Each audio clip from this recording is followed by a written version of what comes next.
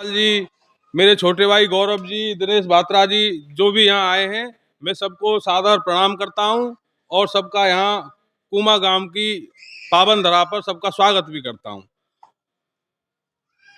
मैं क्या है, थोड़ा सा क्रांतिकारी विचारों का आदमी हूँ। अगर कोई बात गलत निकल जाए तो आप मुझे माफ करना। यहाँ बुजुर्ग भी बैठे हैं और युवा भी बैठे हैं। अभी हमारे काका जी कह रहे थे कि 10 आदमी 20 आदमी जाके उसे समझाएं तो वो समझ सकता है। वो समझाने वाली स्थिति से बहुत ऊपर चला गया है। समझाने की गुंजाइश अब रही नहीं है।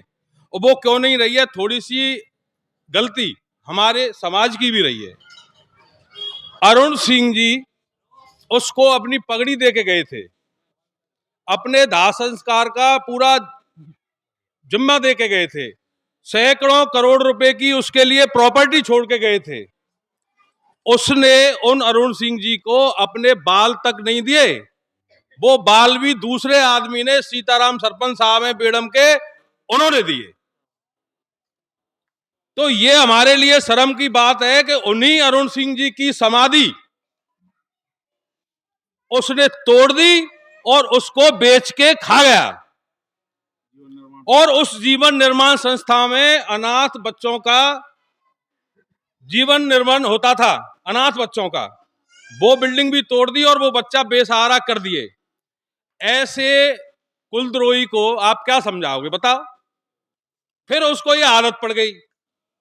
उसने क्या किया कि रियासतकालीन चीजें जो हमारी विरासत मोती महल में रखी थी, बड़े बड़े टाइगर हेड थे, बारहसिंगा के सिर थे, डाइनिंग टेबल थी, हमारे पूर्वजों को मिली ट्रॉफियां थी, हमारा पराक्रम था उसकी निशानियां थी, उनको बेचना चालू कर दिया और लगभग उनको समाप्त भी कर दिया।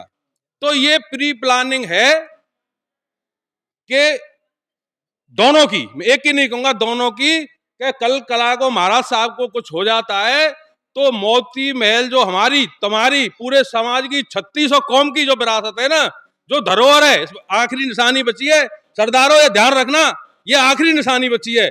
अगर इसको भी बेच के खा गया ना तो भरतपुर राजवंश का नामो निशान मिट जाएगा। तो इसको बचाने के लिए, हमारी विरासत को बचाने के, हमें यह भी पता है कि वो चीजें कहां बिकी हैं, उनके खिलाफ भी एफआईआर हो चुकी है और हम प्रशासन से यह भी मांग कर रहे हैं कि उनकी भी बरामदगी तुरंत प्रभाव से करे, नहीं ये आंदोलन फिर और भी उग्र रूप धारण कर लेगा। अब बात आती है हमारे झंडे की, जो कि हम तुम सबका है। हमारे पूर्वजों ने, चाहे वो बदन सिंह जी हों, महाराजा बदन सिंह जी हों, चाहे महाराजा सूरजमल जी हों, चाहे महाराजा जवाहर सिंह जी हों, आपको ज्ञात होगा कि हमारे पूर्वज, हमारे राजा महाराजा, उनका ऐसा स्वर्णिम इतिहास था कि एक ब्राह्मण की लड़की के लिए, एक वो कहा था उन्होंने कि किसी ने यहां से कि बेटी चंदन कौर न करना, दिल में गौर भरतपुर बाले आएंगे। तो दिल्ली पे चढ़ाई कर दी और दिल्ली को तोड़ दिया।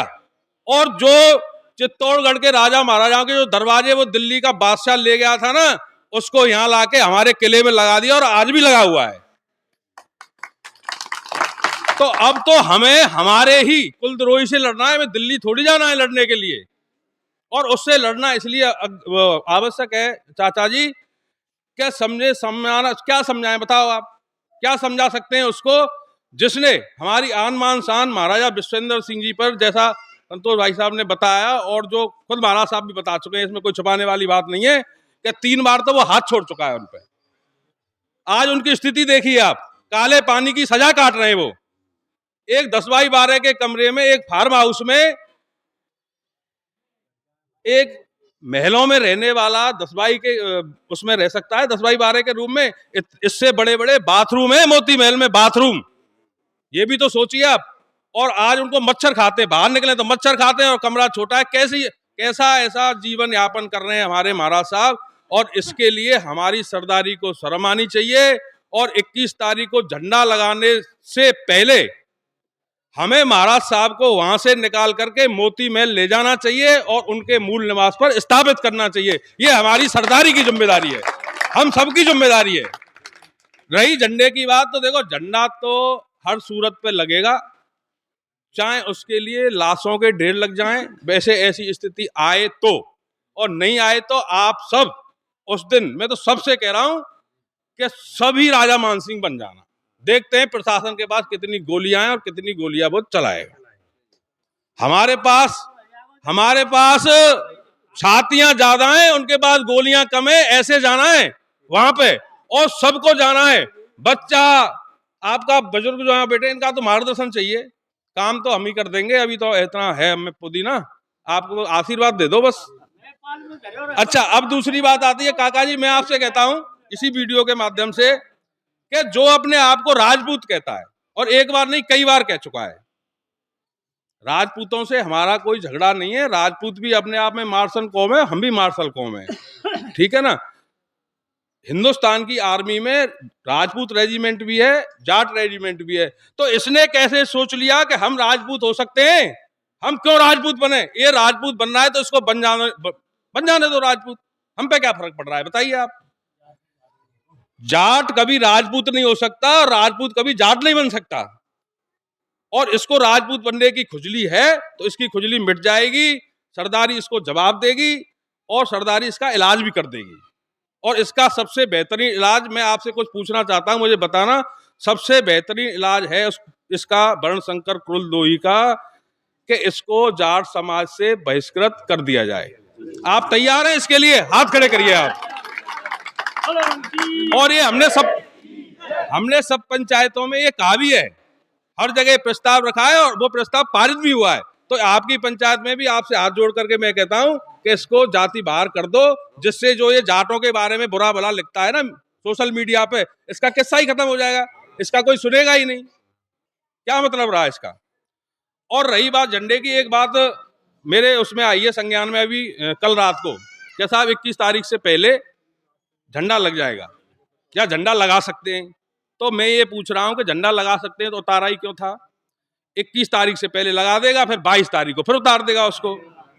तो वो झंडा हमें हर हाल में वहां जाके 21 तारीख को हमको लगाना है, सरदारी को लगाना है। और ये हमें चाहे प्रशासन लिख के दे चाहे कोई लिख के दे कि आज के बाद हमारे ऐतिहासिक झंडे से कोई छेड़छाड़ नहीं की जाएगी। अगर ऐसा हुआ तो अब की बार जनता फिर बिल्कुल ही अपने उस पर आ जाएगी। इसलिए मैं आपसे कहूंगा, और एक बात और सुनो, दिल्ली से, हरियाणा से, अलीगढ़ से, मथुरा से, आगरा से बहुत लोगों के फोन आ रहे हैं।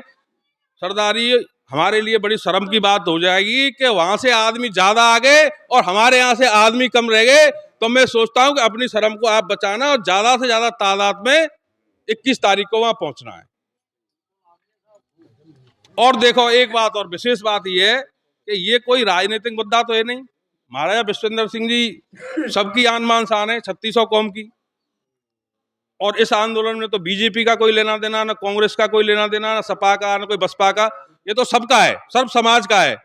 अभी तक आपने देखा है एक आपके नदबई के विधायक कुंवर जगत सिंह जी ने हमारे आंदोलन का जरूर लिख के समर्थन किया है? नहीं, एक भी जनप्रतिनिधि जो महाराजा सूरजमल के जयकारे लगा लगा करके पब्लिक को बेवकूफ बना बना करके विधानसभा लोकसभा जाते हैं ना, अभी तक एक भी उसमें से नहीं आया है। तो मैं इस मंच के माध्यम से समाज से कहना चाहूंगा कि उनको भी देखना, अगर वो या तो आते हैं और नहीं आते हैं तो मैं कहता हूं कि अब की बार फिर उनका भी बहिष्कार कर देना। इसी के साथ मैं आपका धन्यवाद करना चाहता हूं कि आपने मुझे यहाँ बुलाया और इस योग्य समझा और मुझे यहाँ बोलने का मौका दिया।